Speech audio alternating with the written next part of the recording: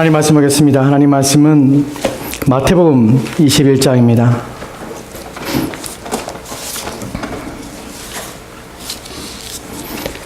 마태복음 21장 28절부터 32절 말씀까지 보도록 하겠습니다.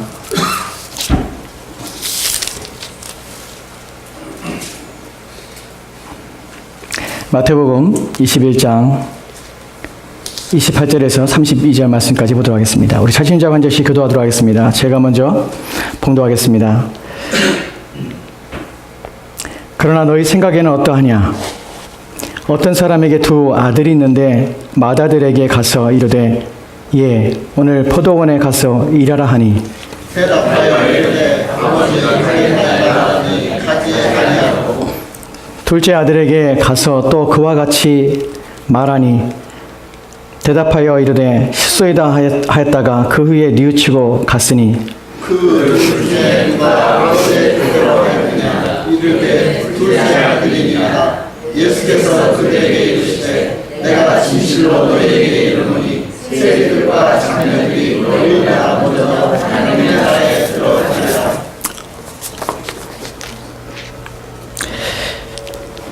31절 말씀 제가 봉독하겠습니다. 32절 말씀 봉독하겠습니다. 요한이 의의 도로 너희에게 왔거늘 너희는 그를 믿지 아니하였으니 세리와 청년은 믿었으며 너희는 이것들을 보고도 끝내 뉘우쳐 믿지 아니하였도다. 아멘. 아멘. 오늘 우리가 예수님의 비유 중에 나오는 이야기들을 좀 살펴보려고 합니다.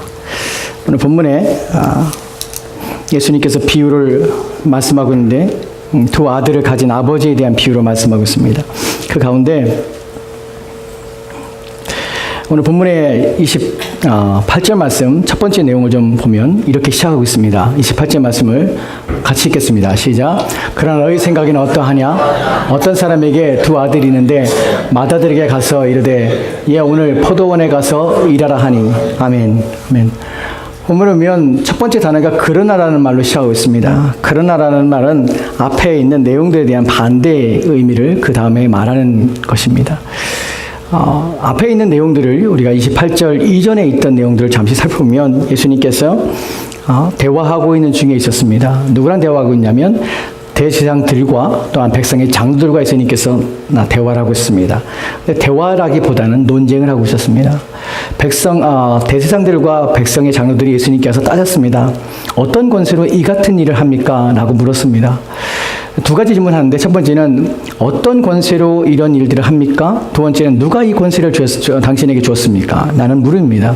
사실 어떻게 보면 좀 무례한 질문과 무례한 태도를 보였던 것입니다. 그 질문에 대하여 예수님께서는 또 다른 질문으로 맞질문을 하십니다. 그 내용이 무엇이냐면 그렇다면 요한의 세례가 하늘로서냐 아니면 사람으로부터 온 것이냐 라고 묻습니다. 우리가 여러분들이 성경에 있는 전체적인 내용을 보면 그 의미가 무엇인지 알겠지만 여기서 다 설명하지 못하지만 그 질문 속에서는 요한의 권세, 요한의 세례를 주는 능력, 이것에 당시의 백성들은 선제로 알고 있었습니다. 그러나 대제사장들과 백성의 장로들은 그것을 인정하지 않았어요. 이 부분에서 예수님께서 꼬지십은 것입니다. 이 사람들이 생각했습니다. 서로 의논하면서 우리가 만약에 요한의 세례를 하늘로서라고 하면 왜 그를 믿지 않았느냐라고 예수님께 따져 물을 것 같고, 만약에 우리가 사람으로서입니다, 사람으로부터 온 겁니다 라고 말하면 백성들부터 아마 미움을 받게 될 것 같은 생각이 들었습니다. 이 사람들이 예수님께 이렇게 대답합니다. 우리는 어디로부터 온지 알지 못합니다 라고 말하는 것이에요. 그래도 예수님께서 그 질문에 대해서, 그 답에 대해서 예수님이 동일하게 답합니다. 너희들이 요한의 세례가 하늘로부터 오냐 땅에 사람으로부터 오냐에 대해서 너희들이 알지 못하는 것처럼 나도 알지 못한다. 너에게 대답하지 않아야겠다. 예수님 말씀하시는 것이. 이 내용이 앞절에 있는 29절에 있는 내용의 결말입니다. 이 내용만 보면 예수님께서 여기서 대화를 끊으셔도 됩니다. 내가 이리 하는 것들, 기적을 행하며 성전을 정화하며 또한 내가 하나님 말씀을 가리키는 것에 대해 너희가 어떤 권세로 어떤 권한으로 네가 일을 했느냐 하는 물음에 대해서 너희들은 알 필요 없다 하고 말을 그쳐도 됩니다. 예수님께서 말을 그치신 것이 아니라 말을 이어가신다는 것이, 여기서 우리가 알게 되는 것이 무엇이냐면 하나님이 백성들을 향하여서 또한 듣지 않는 자들을 향하여 자신을 거역하는 자들을 향하여서 어떠한 태도와 자세를 가지고 있는가 하는 부분을 우리가 보게 됩니다. 우리는 하나님에 대해서 박하거나 또한 인색하거나 하나님은 명령만 하신 분으로 생각할지 모르지만 하나님께서 예수 그리스도의 이 땅에 보내신 목적부터 이유와 그 내용을 살펴보면 끊임없이 우리를 설득하시며 끊임없이 우리와 대화하기 원하시며 끊임없이 우리 가운데 말씀하기 원한다는 사실을 우리가 알게 됩니다. 그치지 않으셨습니다. 자신을 반박하는 자들 앞에 예수님께서는 너희들은 들을 필요도 없고 너희들은 그렇게 끊임없이 나를 반대하니 난 기분이 상해서 더 이상 너희들과는 어떤 대화를 하고 싶지 않다. 너희들은 알아서 살아라. 너희들은 버렸다. 라고 선언하는 것이 아니라 끝까지 예수님께서는 그들에게 듣지 않으려는 자들 가운데 거역하고 있는 자들 가운데 한 말씀이라도 하셔서 그들에게 도전을 주고 그들을 하여금 돌이키게 하고자 하는 마음을 가지셨다는 것이 이게 주님의 마음입니다. 우리 가운데 끊임없이 말씀하시는 끊임없이 하나님 말씀을 선포되게 하고 그 말씀을 지속적으로 들어야 될 이유가 무엇이냐면 우리를 설복하시는 하나님의 은혜가 여전히 계속적으로 우리 가운데 주어지고 있을 뿐만 아니라 하나님은 우리를 향한 하나님의 은혜와 긍휼은 변함없이 끊임없이 흐르고 있다는 사실 때문에 그렇습니다. 우리는 귀를 기울여야 합니다. 예수님께서는 그들 가운데 그 딱딱한 마음을 가지고 있는 그들 가운데 끊임없이 주님을 거역하며 주님의 말씀을 듣지 않으려는 마음을 막아버리고 마음을 닫아버린 자들 가운데서라도 끊임없이 주님은 그들의 마음을 두드리고 계십니다. 그래서 그들의 마음을 열고자 하시는 것입니다. 그래서 오늘 본문을 주시는 것이에요. 그 완악한 자들 가운데도 결코 이 말의 의미를 무엇인지 이해 못하는 데 불구하고 예수님께서는 그들 가운데 또다시 말씀으로 그들의 마음을 깨부수시고 그들의 완악함을 무너뜨리고자 하시는 것입니다. 오늘 이 시간도 하나님께서 끊임없이 우리 마음을 두드리며 우리 마음을 부수며 우리의 완악한 목을 꺾으시고자 원하십니다. 우리가 만약 거역하고 그 말씀에 귀를 기울이지 아니하며 듣지 않고자 하는 마음과 자세와 태도를 가지고 있다면 오늘 이 경고가 그들 가운데 아무런 유익이 되지 못했던 것처럼 우리 가운데도 아무런 유익이 되지 못합니다. 주님이 우리 가운데 오시는 것처럼 우리 또한 온 힘을 다하여 주의 말씀에 귀를 기울여야 할 책임이 있음을 기억하십시오. 본문에 보면 예수님께서 그러나 나는 말로 예수님 말씀을 이어가십니다. 너희 생각에는 어떠하냐? 너희 생각은 어떠냐 하면서 예수님께서 비유를 하시는데 한 사람이 있습니다. 어떤 사람이 있습니다. 그 사람에게는 두 아들이 있다고 합니다. 여기서 너희 생각은 어떠하냐 그들의 생각을 물으십니다. 여러분 이 생각을 물으신다는 장면 속에서 그들을 무엇을 하여금 그들에게 요구하시냐면 너희가 생각해 보라는 것이에요. 복음은 항상 우리에게 무엇을 요구하냐면 생각을 요구합니다. 여러분 왜 우리 마음이 닫힌 줄 아십니까? 왜 말씀을 들어도 우리가 그 말씀에 대해서 우리가 전혀 기억이 안 나는 줄 아십니까? 우리의 생각이 다른 곳에 가 있기 때문에 그렇습니다.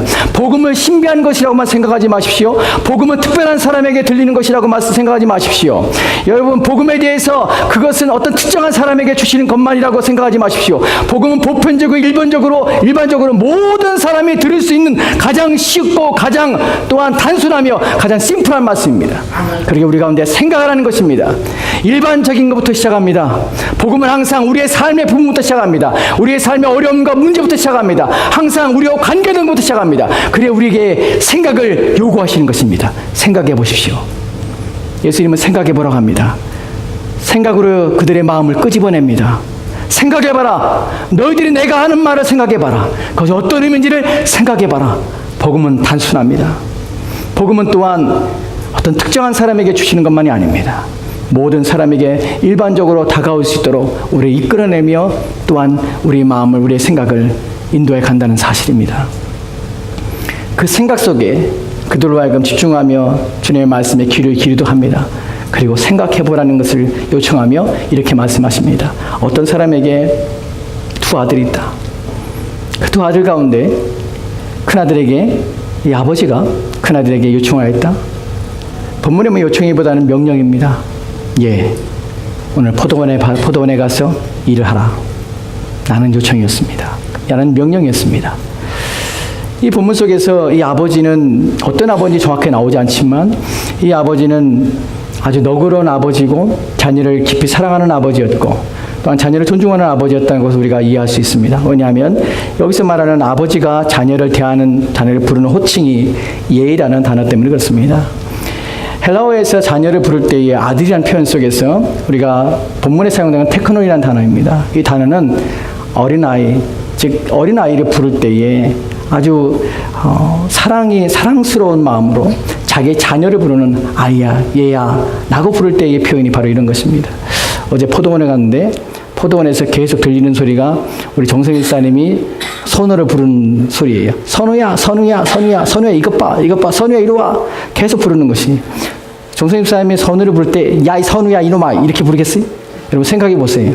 얼마나 부드러운 마음으로, 얼마나 자기의 사랑하는 아이를 보면서 무엇인가 더 이렇게 즐겁게 해주고 또한 만족하기 위해서 얼마나 부드럽고 상냥한 모습, 상냥한 목소리와 톤으로 선우를 부르겠습니까?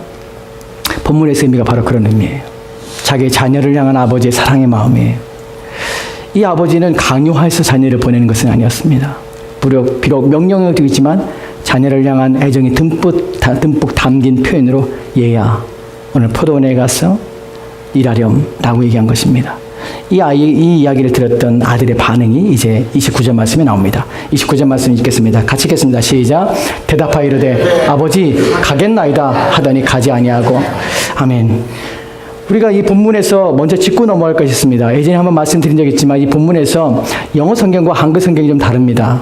영어 성경에서는 첫 번째 여기서 큰아들이 가겠나이다 하고 29절 말씀이 이렇게 번역되지 않고 뭐라고 번역됐냐면 큰아들이 가지 않겠소이다 라고 해놓고서는 갔다고 표현되었습니다.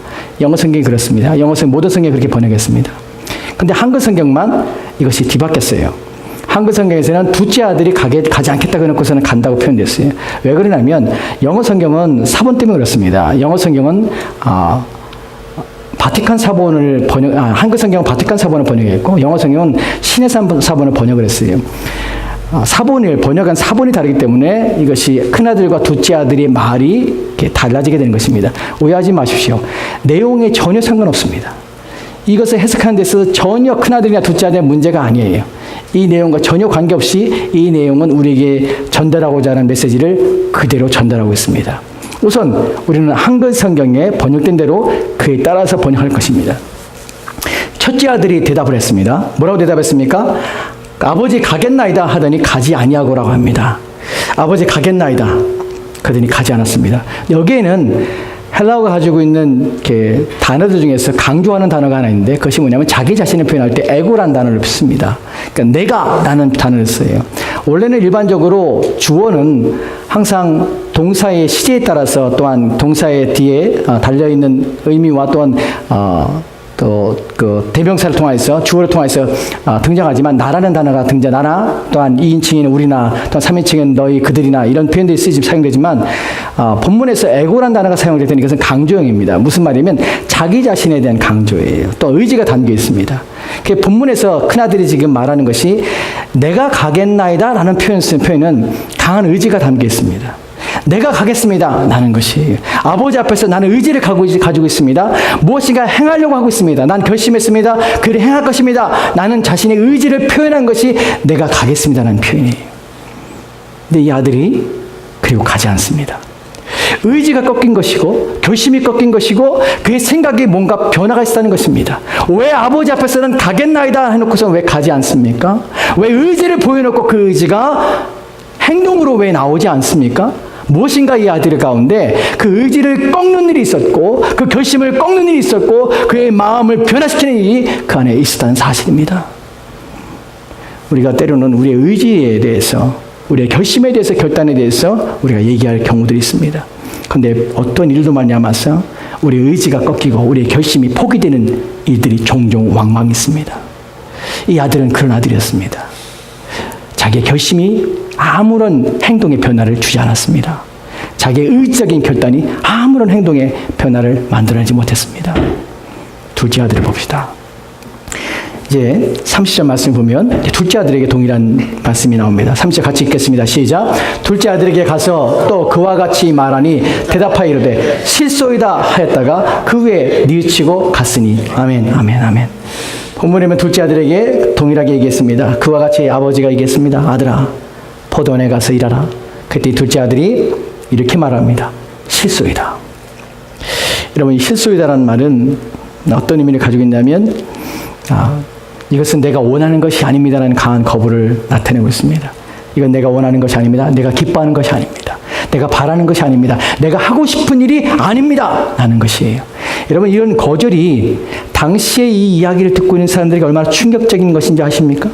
오늘 우리 문화 속에서는 아들이 아버지에게 내가 싫어요. 아빠 나 싫어요. 또는 아버지 내가 싫습니다. 왜 내가 그걸 해야 됩니까? 내가 원하는 게 아닙니다. 난 싫어요. 나한테 그런 말 하지 마세요. 라고 거절할 수 있는 문화입니다. 그런데요, 이것이 고대 아시아의 문화에서는 이것이 가능한 일이라고 생각하십니까? 그렇지 않습니다. 여러분, 성경은 아시아 문화권에 있는 문화적 배경을 가지고 있습니다. 이것이 주는 힌트는요, 아시아적 문화권을 가지고 있는 가정에서 가장의 권한과 권위는 엄청나다는 것이에요. 당시의 문화 속에서 아버지 앞에 어느 누구도 그 앞에서 실소이다라는 말을 할 수가 없는 배경을 가지고 있다는 사실입니다. 여러분 생각해 보십시오. 지금 여러분들 어떤지 모르지만 저까지도 그렇게 생각이 드는데, 아버지 앞에서 그 앞에서 거절하거나 그 앞에서 반대를 한다는 것은 집에서 쫓겨나거나 맞아 죽는 것 두 가지 중에 하나예요. 그죠? 아버지가 야 이거 해! 라고 했는데 아버지 싫어요. 어디서 감히 그런 말을 합니까? 어디서 그 앞에서 면전에서 돌아가면서 속으로는 이제 말할 수 있습니다. 아유 왜 또 나한테 이런 거 시키고 맨날 이런 불평할 수 있습니다. 그리고 하는 신용은 하지요. 근데 정말 마음은 내키지 않게 합니다. 그런데 아버지 앞에서 이놈의 자식이 지금 실소이다 하는 것이에요. 생각해 보시죠. 60년대, 50년대, 40년대에 그 시대에 아버지 앞에서 누가 감히 이런 얘기 합니까? 아시아 문화권에서 고대입니다. 이 아들놈은 대단히 간이 부은 놈입니다. 아버지한테 실소이다 말하고 있는 것이. 그런데 그 다음에 이 아들이 하는 그 뒤에 나오는 아들에 대한 설명을 보면 아버지 앞에 그렇게 얘기했던 아들이 그 후에 뉘우치고 갔으니 라고 말합니다. 이 아들이 그 후에란 말은 시간이 얼마나 흘렀는지 우리는 정확히 알 수 없습니다. 어느 정도의 시간이 흐른 후에 이 아들이 뉘우쳤습니다. 그리고 포도원으로 갔습니다. 아들의 마음이 어떤 마음이 들었는지 우리는 정확히 알지 못합니다. 무엇이 그의 마음을 바꾼지 알지 못합니다. 그런데 중요한 것은 무엇이냐면 그가 이 일을 대하는 태도가 바뀐 것이 아니라는 것이에요. 포도원에 가라. 포도원에 가는 거 싫어. 포도원이 싫어. 그런데 포도원 일을 해야 되겠구나. 노동이 괜찮은 거지. 일 괜찮을 거야. 가서 쉽게 끝낼 수 있을 거야. 일에 대한 태도와 자세가 바뀐 것이 아니라 이 아들이 무엇이 바뀌었냐면 이 아들이 아버지에 대한 태도가 바뀌었다는 사실 때문에 그의 마음이 바뀌었다는 것이, 이것이 중요합니다. 이 아들은 이 일을 생각한 것이 아니라 아버지를 생각한 것이에요. 그리고 그의 마음이 바뀐 것이에요. 아들의 마음에 아버지가 떠오른 것이에요. 그의 말씀이 떠오르고 그가 자신에게 하신 것이 생각난 것이에요. 그 아버지에 대한 생각 때문에 이 아들의 마음이 흔들리기 시작했고, 내가 아버지의 한 것이, 아버지의 뜻을 이렇게 한 것이 자기의 마음을 편하지 않고 불편하게 함을 알고 있었습니다. 끊임없이 아버지의 말씀이 그의 마음을 움직였습니다. 계속해서 불편한 것이에요. 계속해서 마음에 찔림이 되는 것이에요. 계속해서 마음에 근심이 되는 것이에요. 어떻게 우리가 이 아들이 일에 대한 것이 아니라 아버지의 마음 때문에, 아버지의 말 때문에 이 아들이 바뀌었냐고 이해할 수 있냐면 31절 말씀에 이렇게 표현합니다. 누가 아버지의 뜻대로 행하였느냐? 예수님께서 말씀하십니다. 아버지의 뜻대로 행했다는 표현 속에서 자식이 포도원에 간 이유는 아버지의 뜻 때문에 간 것이에요. 아버지의 말씀 때문에 간 것이에요. 아버지가 눈에 밟히기 때문에 간 것이에요. 이것이 본문에서 말하고는 중심 내용입니다. 이 내용 속에서 우리가 생각해 볼 것이 무엇이냐면, 여기서 뉘우쳐 돌아갔다는 표현 속에 뉘우치다는 단어가 헬라어로 텔레멜레마오라는 단어입니다. 잠깐만, 제가 확신이 지금 갑자기 가물가물했어요.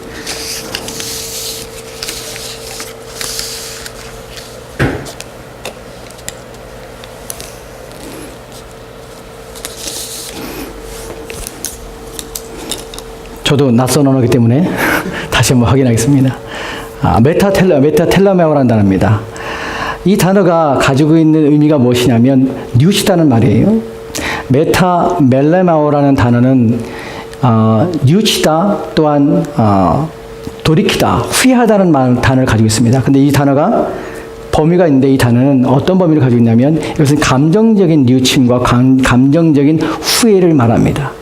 근데 헬라어에서 뉘우치다, 돌이키다라는 단어가 두 가지 단어가 있습니다. 하나는 메타멜로마이라는 단어와 메타노이아라는 단어가 있습니다. 근데 이 두 단어가 각각 쓰여지는 용법이 다릅니다. 메타멜로마이라는 단어는 이 단어는 범위가 감정과 또한 감정의 후회를 말하는 것이에요. 그러나 메타노이아라는 단어는 감정만이 아니라 감정에 느껴지는 것 이상을 말하는 것이에요. 근본적인 행동의 변화를 말할 때 이 단어를 사용합니다. 우리가 예를 들어서 메타멜로마이아라는 단어를 어디에 사용되냐면 마태복음 27장 3절 말씀에서 이 단어가 이렇게 사용된 것을 보게 됩니다. 마태복음 27장 3절 말씀 보겠습니다. 같이 읽겠습니다. 시작. 그때에 예수를 판 유다가 그의 정죄됨을 보고 스스로 뉘우쳐 그 은 30을 대제사장들과 장로들에게 도로 갖다 주며 아멘. 그때 예수를 판 유다가입니다. 유다가 예수님의 정죄됨을 받습니다. 예수님을 은 30에 받고 예수님을 팔아버린 것이에요. 예수님을 고발하고 예수님을 잡혀가게 한 것입니다. 그 사실을 알고 예수님이 정죄된 사실을 알고 그의 마음을 뉘우쳐라는 표현을 씁니다. 본문에서 뉘우쳐라는 단어가 메타멜로마이에요. 이 단어는 감정적이고 정서적인 것입니다. 이것은 무엇인가 마음에 후회가 되는 것이에요. 그래서 유다는 견딜 수가 없었습니다. 그의 마음이 후회가 되었습니다. 이 일을 한 것이 수치스럽고 창피한 것이 되었어요. 그런데 문제는 이 범위가 뛰어넘치면서 메타노마이가 되지 않은 된 것이 아닌 것이에요. 저희 행동적인 변화를 일으키며 근본적인 자신의 삶과 자신의 모습을 완전히 바꿔버리는 그 상태에 가지 못했습니다. 결국 유다는 어디 갔습니까? 스스로 몽베어 죽게 된 것이에요. 여러분, 회개라는 것, 돌이킴이라는 것, 뉘우침이라는 것은 감정적인 것이 아닙니다. 감정적인 것을 뛰어넘어야 되는 것이에요. 뉘우침이라는 것은 후회하는 것이 아니에요. 우리 마음에서 무엇인가 안타까움을 갖고 있는 것이 아니에요. 그럴 수 있는 상황에서 그냥 마음속에 근심하며 걱정하며 내가 왜 이런 일을 했을까 하는 그런 자괴감을 갖는 것이 아니에요. 그 상태는 메타멜로메이로 이것은 그냥 단순히 그 자리에 머물러 있는 것이 아무런 변화를 기대할 수 없습니다. 근데 신기하게 우리가 읽었던 마태복음 지금 22장 30절 말씀에서 둘째 아들이 뉘우쳐란 말이 메타멜로마예요. 왜 예수님께서 그러면 감정적인 변화, 단순히 그냥 뉘우침으로 하는 행동의 변화가 없는 이 단어를 사용했을까 하는 부분이에요. 분명히 이 아들은 감정적인 변화만 있었습니까? 후회만 있었습니까? 마음에 그냥 내가 이렇게 하면 안 되지 나는 상태에 놓여 있었습니까? 아니요. 이 아들은 어떻게 했습니까? 마음의 뉘우침을 받고 돌이켜서 갔습니다. 행동까지 나왔습니다. 그렇다면 이 단어는 메타노이아가 돼야 돼요. 근데 예수님께서 의도적으로 이 단어를 사용하겠다는 것이 왜요? 왜냐하면 32절의 문맥 때문에 그렇습니다. 그 내용 때문에 예수님께서 전달하는 메시지 때문에 완전한 변화, 행동의 변화를 나타내는 단어 대신에 감정과 뉘우침, 그냥 후회만 있는 그런 단어를 의도적으로 사용했다는 것이에요. 32절 말씀 보도록 합시다. 32절 말씀 같이 읽겠습니다. 시작. 요한이 의의 도로 너희에게 왔거늘 너희는 그를 믿지 아니하였을 때 세리와 창녀는 믿었으며 너희는 이것을 보고도 끝내 뉘우쳐 믿지 아니하였도다. 아멘. 마태복음 21장 32절 말씀의 오늘 마지막 결론에 대한 내용입니다. 여기 예수님께서 이렇게 책망하시죠. 요한이 의의 도로 너희에게 왔거늘 세례 요한이 와서 너희들에게 의의 복음을 전하였다. 너희들에게 회개케 하는 복음을 전하였고 너희들을 돌이키게 하는 복음을 전하였다. 그런데 너희들은 본문에 보면 너희들은 그를 믿지 아니하였을 때 오히려 누가 믿었냐면 세리와 창녀는 믿었다는 것이에요. 오히려 그 반대가 되는 그게 되는 자들은 오히려 그 말씀을 듣고 회개하며 믿었지만 오히려 들어야 할 자들, 의롭다고 하는 자들, 너희들이 하나님께 가까이 여겼다는 자들, 너희들은 믿음을 가지고 있고 신실하다고 여기는 너희들은 오히려 그 말씀을 들었는데 불구하고 믿지 않고 있으면 어찌미냐라고 물으시는 것이에요. 그 다음에 나오는 내용을 보면 너희는 이것을 보고도 끝내 뉘우쳐 믿지 아니했다고 하는 것이에요. 보고도 끝내 뉘우치지 않았다는 것이에요. 여기서 쓴 단어가 메타멜로마예요. 무슨 말입니까? 너희는 끝까지 무엇도 안 하냐면 너희들은 마음에 조금도 상함도 없고 마음에 조금도 뉘우침도 없고 마음에 조금도 찔림조차도 없는 너희들은 완악한 자들이라는 사실입니다. 어찌 사람인지 이럴 수 있냐 너희들.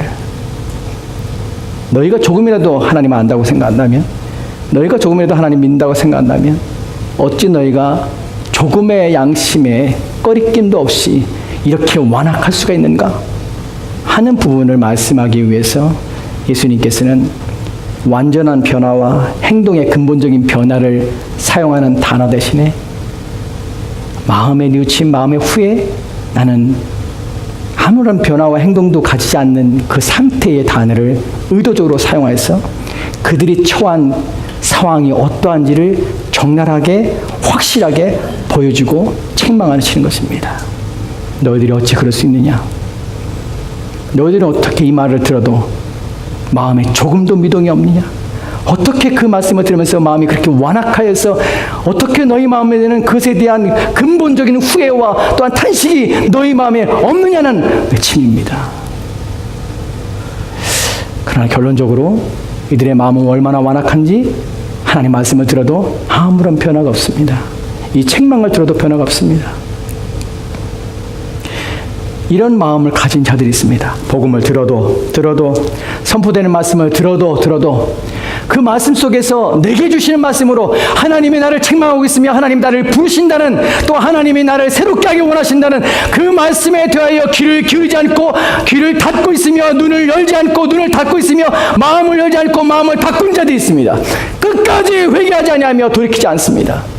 조금이라도 마음의 양심에 찔림이 되지 않습니다. 하나님 앞에 어찌하면 좋습니까 하나님? 나는 어찌하면 좋습니까 하나님? 내 마음은 어찌하면 좋습니까 하나님? 나를 불쌍히 해주시오 하나님. 이런 마음의 외침조차도 없는 완악한 마음을 가지고 또한 하나님의 앞에 굳은 마음을 가지고 있는 것은 얼마나 큰 문제인지 모릅니다. 하나님께 버림받았기 때문에 그렇습니다. 그것은 불행한 일입니다.